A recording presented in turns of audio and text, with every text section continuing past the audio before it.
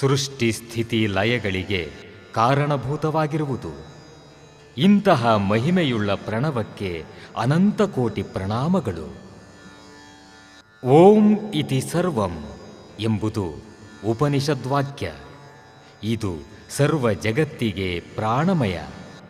ಯಾವ ಪ್ರಾಣಾಧಾರದಿಂದ ಸಕಲ ಜೀವರಾಶಿಗಳು ಜೀವಿಸಿವೆಯೋ ಅಂತಹ ಪ್ರಾಣಕ್ಕೆ ಪ್ರಾಣವಾಗಿದೆ.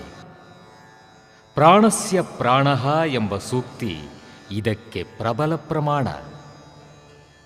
ಓಂಕಾರ ಪ್ರಭವ ವೇದಾಃ ಓಂಕಾರ ಪ್ರಭವಾ ಸ್ವರಾಃ ಓಂಕಾರ ಪ್ರಭವಂ ಸರ್ವಂ ತ್ರೈಲೋಕ್ಯಂ ಸಚರಾಚರಂ ಎಂದರೆ ಮೂರು ಲೋಕಗಳಿಗೂ ಪ್ರಣವವೇ ಮೂಲವೆಂದು ಅರ್ಥ. ಸಕಲ ವೇದಗಳು ಸರ್ವ ಸ್ವರಗಳು ಓಂಕಾರದಿಂದ ಜನಿಸಿವೆ.